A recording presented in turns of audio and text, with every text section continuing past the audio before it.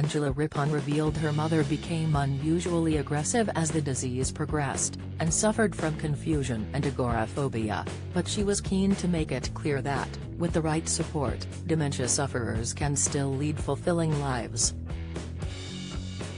The 78-year-old journalist, who will be covering King Charles' coronation in May, revealed all about being a carer for Mum Edna in an exclusive interview with Express.co.uk. As people with dementia very often have a complete change of character, she would get very, very angry, Angela recalled. She continued, "I learned not to take it personally, as that it was just the dementia speaking, not my mum, and not to get upset by it."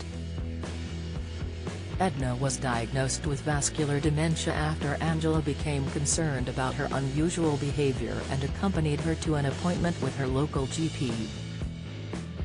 The concerned journalist quickly embarked on a sharp learning curve in a bid to manage her mum's condition. "I learnt very quickly that there was no point arguing with her about things," she explained. "Before my mother was diagnosed, my mother would say something and I would say, 'Mummy, that's not true.' She would go, 'Yes, it is,' and we would have an argument. There was no point. I learnt very quickly to join my mother's parallel universe and to agree with what she said, and if she got very difficult, to change the subject. To divert her attention.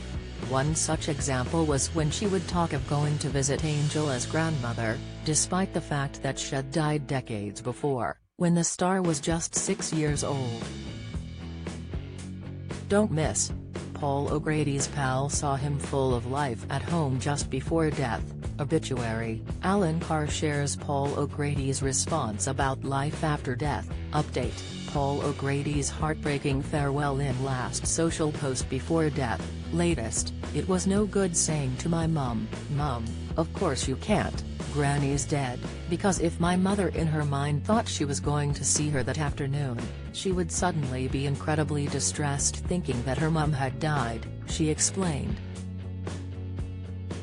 She recommends being patient, understanding and inhabiting your loved one's world, rather than trying to tell them home truths that would unnecessarily upset them.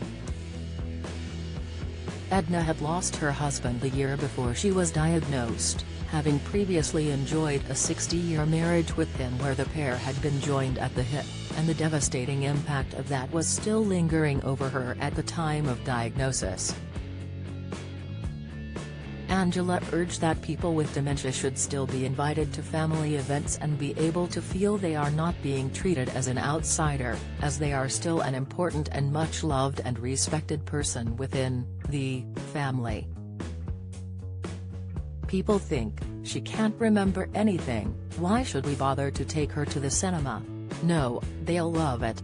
You must take them out, because they'll want to enjoy the moment," she exclaimed. "A third of us will develop dementia in our lifetimes.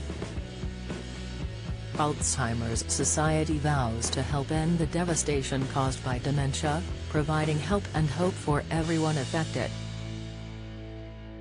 For more information or to donate, visit alzheimers.org.uk.